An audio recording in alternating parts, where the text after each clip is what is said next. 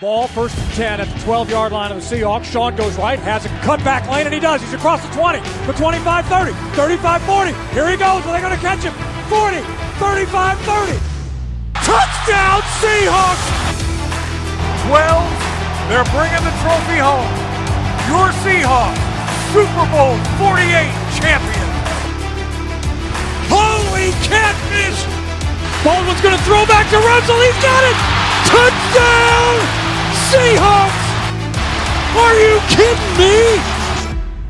Let's Hawk It Out with your hosts Kevin Porter and Rich Harris. Back, ladies and gentlemen, to a brand new episode of Let's Hawk It Out. As always, Kevin Porter here, joined by my co-host with the most, Rich Harris. What's up, buddy? Oh, man. It's a brutal day, isn't it? You know, you get those fucking morning games and you get a loss and then you start drinking early and everything. Yeah, that's the kind of day I'm having. But I'm pretty organized still. I'm in good shape. Organized this way or that way, we'll let you be the judge. Well, like as Rich unfortunately alluded to, your Seattle Seahawks fell to the Baltimore Ravens today. 37-3, Rich. It really wasn't pretty out there. I don't know how long this podcast is going to be. I don't know how much we really have to say about this loss, but this was this definitely was a hard one. That's for sure. Yeah, and one of the things I saw was headline was this was the second worst loss of the Pete Carroll era. I mean, that's how we just got eaten up. And you know, hey, at the end of the day, we got to mention first and foremost that the Baltimore Ravens are a badass, really good fucking team.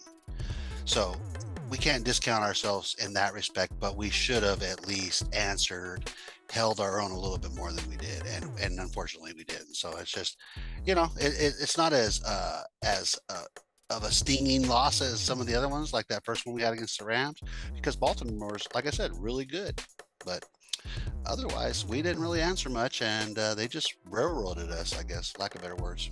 Yeah, you kept hearing Tony Romo the whole entire time just suck off freaking Baltimore, just like, oh, it's going to be tough to beat them in January here in this stadium. You know, it's just like, I don't know. I mean, maybe we can subvert off at some point and talk about how much I hate Tony Romo and how much CBS needs to get rid of him, dude. What a self-righteous prick, dude. Jesus. Yeah. But no, dude, the Baltimore Ravens, obviously, they improved to 7-2. The Seahawks, I believe, now have a 5-3 record. We dip back in our standings in the NFC West. I mean, the San Francisco 49ers didn't even have to play this week, Rich, and they're already back in first place. Yeah, because they got the better of the division. I think they got the 2-0 within our respective division. Obviously, we had the 1-1. So no, yeah, that's exactly what is hurting us today. I mean, you know, it's like coming into Sunday today. It's like, again, like we talked about it last week. We knew that the Baltimore Ravens were definitely going to give us a hard game. But honestly, dude, I thought we were going to hang in there a little bit more. I mean, our offensive woes are just like continuously are continuing throughout the last several games, dude. And like, you know,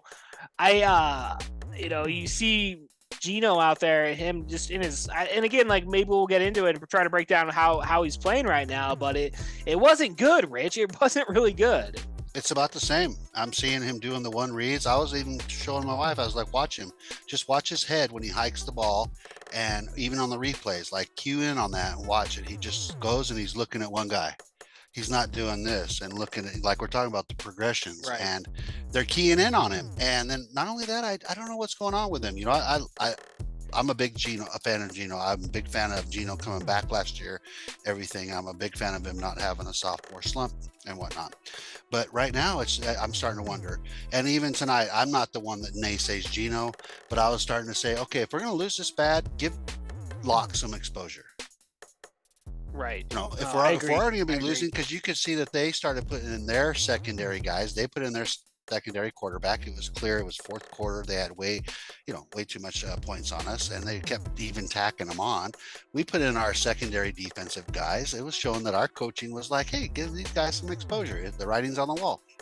Put in Drew Lock, you know. But I don't know if they're just trying to tell Gino, oh, we're so loyal to you, or give Drew Lock some chance. I'm not saying that he's going to spell Gino or you know, start over him next time or anything like that, but I don't know. We might need a change because Gino just made bad decisions a lot. You know, I couldn't agree with you more, man. I mean, at this point, with the last 3 to 4 games, dude.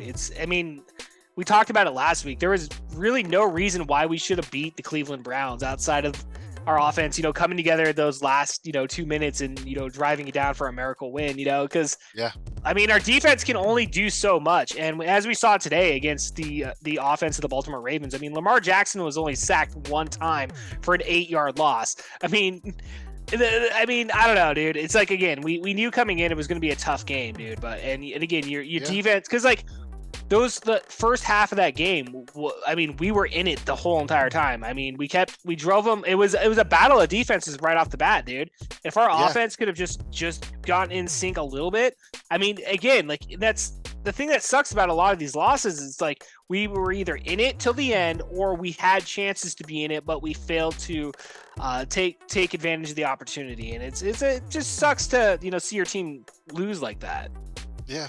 It was a battle, like you said. It was just goose eggs. It was 2-0 for a long time, and then for some reason, like I said, they started scoring, but we couldn't answer. And there was a couple of times I think where we got a break and got a turnover. We didn't do anything with it, and and then Gino was doing more turnovers than they were, which is rough. There was a lot of things that just went wrong. There was times where we were getting penalized because we were just doing stupid stuff, like trying to do where they were doing a 4th and 1 or something, and they're just sitting there trying to do that hard count, and our guys jump. Those are the things that just make me jump off the couch and go fuck, because those are the littlest, mentalist, most things that the team's trying to get you to do so they can get that next first down because they're desperate, and you fucking fall for it. I hate it. I hate that. So, yeah. I was gonna say real quick. We couldn't do anything right. We couldn't do anything right. Yeah, they had a 4th and 18. The Baltimore Ravens did, and they literally got it up to. It was that same drive you're talking about where they got them on the hard count, but they had a 4th and 18, dude, and they ran it and got it up there for another 4th and 1. It was just come on, guys. Those are rough when they're going to be that cocky because they're like, oh, it's 4th down, but we got a shit ton of yards and we're still going to shove it down your throat. I'm like, God, we're not that bad, but they're good. They're really good. And speaking of Lamar Jackson, I didn't realize he has more yards starting at this game. It was 308 that he had rushing yards. And Jalen Hurts, I thought, was maybe the leading rushing quarterback, and he only had 208. So, I'm saying only, but that's pretty damn good for a quarterback. We're in week 8 or whatever. So, and Lamar Jackson, they said when they were talking about him, I haven't been paying attention to the Ravens, not until today, until they whooped our ass. But I was like, they're saying he's really at the peak of his game right now. Jackson is. And, we don't know. Like I said, we talk about our guys sometimes like Lockett and some of the other ones that are vets like Bobby Wagner. We don't know if they're in their peak. Are they in their prime? What do we call it? And that's the same with Jackson. He's a beast, man. And we don't know if he's, stalling out or if he's just still rising, right? He's good. He's really good. They kept mentioning that throughout the game is that, he signs that contract, he finally gets the contract that he's wanting, and he's coming out this year and balling out for him, dude. Because 7-2, they're right up there at the top of the AFC. As much as I hate Tony Romo, he is right. The Baltimore Ravens, definitely could cause some problems in the playoffs, come January. But here today at the beginning of November, Rich, November 5th, as we record this. We're going into next week now. We got the Washington Commanders coming through, and I didn't catch if they beat the Patriots today or not, so I'm not too sure. But I know going into this week, their record was like a 3-5 or 2-5 or something. It wasn't that great. I don't know. What do you expect next week? Do you think that our offense is gonna be able to? This is an easy turnaround. Do you think Gino's gonna be able to pull his head out of his ass and start making those progression reads a little bit better, or are we? Is this just more to come of the rest of the season here? You know what? As I'm looking here, Washington did win. I was looking at my little pick'em league here to answer that, and wow, they beat the Patriots. Yeah. Oh, how the mighty have fallen, New England. 20-17. So, at the end of the day, to answer your question about Gino, man, yeah, if he doesn't improve, then I think it's going to be even that much more on the coach's minds, hopefully, that somebody else should get a chance. I mean, they've been banking. They've been keeping Drew Lock around because he's younger and they know he has potential. And I think they were just, again, I always believe in keeping somebody in the system for a while. Look what happened with Geno when he sat behind Russell for 3 or 4 years. So there's a lot of parallels there, I think. And sooner or later, Lock's going to need his chance, or they're not keeping him around for, for nothing. Well, they just re-signed him also. I'm not too sure at the length, but I think it's at least a 2-year deal, I would imagine. And he got maybe more it's money. only a year. Yeah. He got more money per year than they originally signed him. They signed him 1 year or whatever last year, and then they brought him back at more and even a longer contract. So, and they're in love with him. They like him. I think it's the GM, John Snyder, I think likes him or has had his eye on him for a while and stuff. And again, he's never had his best chance. He's never been in a good system. He's never had a great safety net or umbrella over him. And I'm curious to see when he sat there and studied long, like I said, Snoop Dogg lyric, see what he can do. Just again, similar like Geno. Kind of the same thing. I'm not trying to get rid of Geno quite yet, but at the same time, you have different quarterbacks on your team for different reasons, right? Because you have to sometimes get a different look. How many times have these backups come in because somebody got injured and then they do better? So, I mean, you're going to wait for the guy to get injured, or you're going to just look at a second opinion on somebody? No, exactly. I think we're getting to that point where we really need to strongly consider. I mean, we'll see what happens next week. Next Sunday. I mean, we'll see how he plays, and hopefully, again, this is that, because I was reading an article about today's game, and they were mentioning how the locker room after that game was dead silence. So hopefully, them getting completely embarrassed in Baltimore is really, is going to light a fire underneath them and allows them to start performing. Because again, like, I don't feel like the problem isn't our fucking defense. I mean, it's not our defense. It's our offense, obviously, and I don't know if that's just Geno specifically. I would imagine it's everything together, But at the helm of that is your quarterback. Yeah, for sure. And I mean, if you can't get the pass game going, how are you supposed to get the run game going? I mean, I don't know. We didn't have any of it. I mean, Charbonnet, everybody, even the announcers were like, "Where's Walker?" I don't know what the problem was, but then again, Baltimore has a good pass rush and everything. There was times Geno had time. He was I don't think he was making a decision fast enough. Even times where he just cocked the ball back and some guy just came around and knocked it out of his hand. And I'm like, okay, there's another turnover from Geno. So that's like you said, the helm of the game. He's the commander of the team for the most part on the offense. And this is where we're struggling. And to go back to the defense still holding their own, I believe they are. But there's an energy overall on the team, and the energy is consistent between the two halves. Right. So if one half is struggling, then the other half can do their very damnedest and best to, hold down the fort like we talk about.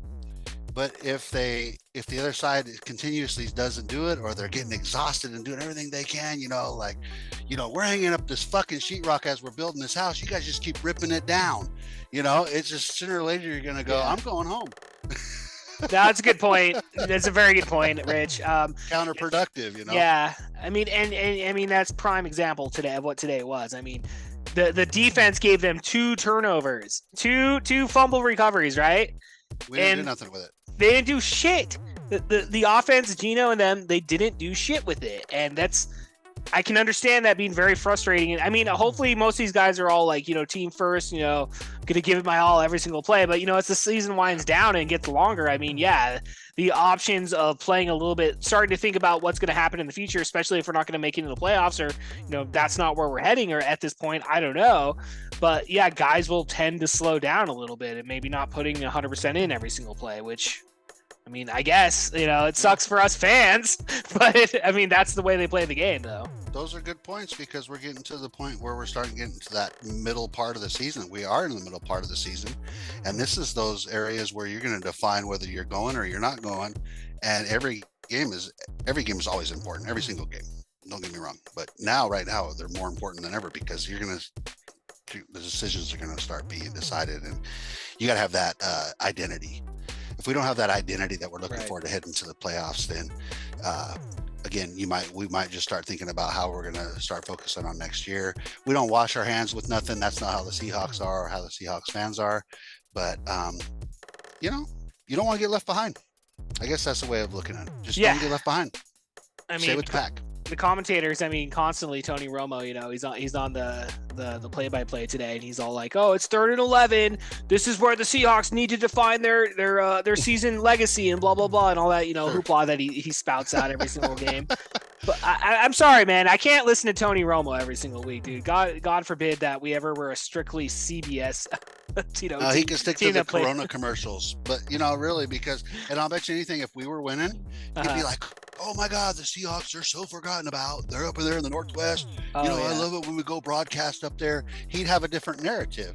I'm sure they practice that. It just goes with the way the game's going. But the point was, he kept saying this is a pivotal moment in our season, and each time we choked and we coughed it back up to a 4th down, dude, in a punt, and that's depressing as a Seattle Seahawks fan to see your team perform so poorly on 3rd downs consistently, I might add, over the last month. Basically, it feels like, at least the last month. If we were to just look at our entire schedule this year, I'll bet you Baltimore's probably either number 1 or number 2 of our toughest opponents. Yeah, you're right. Defined as this season has. No, you're right. Yeah. Right. So I mean, and it's a road game. So that's one of those ones that you could just digest as a win, in my opinion. We always talk about what we look at the schedule. Oh, maybe that's a win. Maybe that's a loss. That one's we're probably like, even in my pick'em league, I might drop the points down a little bit, but I never go against the team that the Seahawks are playing. I'll eat those points. I'll be like, well, it's gonna be rough, but I'm still gonna choose my boys, right? So, and I did. I always do. It would feel weird to choose the other team. But I knew today was going to be tough. I think we all did. We knew it was going to be rough, and I didn't think it was going to be that rough and that embarrassing. But humbled, like you said, maybe they'll go home and be pissed off. And we got the Commanders. We got then after that we already talked LA. about the schedule. Yeah, we got to go down to LA, and then it's the San Francisco game. Mm-hmm. And LA and the Commanders, they have lesser schedules. I don't think that matters at this point, but a few of them have some attributes. They lost Chase Young, the Commanders did. That was one of their guys, and they might be dumping off some guys. Matthew Stafford on that Rams game we talked about, he's out for a while with his thumb, and I believe they lost today as well. So there's some vulnerabilities that those guys with those lower schedules or those lesser schedules have had some struggles as well. So if they were healthy and they had a lower schedule, they'd be probably trying to come after everybody with a better schedule, right? We're the hunted when we have a higher schedule. Right. But those guys are still lowly, kind of in my opinion, or at least what I know. So hopefully we can railroad those guys and get those wins back and catch up to the Niners. I mean, that's what we got to hope for. I mean, that's what we have to hope for. I mean, hopefully we can go into the next 2 Sundays, eke out some wins, come home for Thanksgiving, eat some turkey, Rich, and win some football games, dude. That's my Christmas wish. That's right. Thanksgiving wish, whatever. Mm-hmm. No, let's get a couple of wins and hope they get a couple of losses or whatever, and we're right there neck and neck to each other. But we can't afford to getting away from the pack. If we want to stay with the pack and try to get up there and get into the playoffs the right way, then we need to get a couple of wins here in the next few weeks for sure. Exactly, Rich. Well, I mean, that's all I got for this week, dude. An embarrassing loss for your Seattle Seahawks. You win some, you lose some, but damn, that was quite the loss. So, Rich Harris, before we get out of here, any final words, final thoughts for our fans out there? Nah, other than, as always, go Hawks, and let's go get those wins, and let's keep our heads high, and let's be positive fans and stuff, and understand that this is just one of those tough teams. You can't expect a win, but it shouldn't be that hard to digest. Oh, yeah. All right, Rich Harris. Well, I'm Kevin Porter, again, for Rich Harris. We'll see you guys next week. Peace. All right. Can you win a game in the first quarter? No! Can you win a game in the second quarter?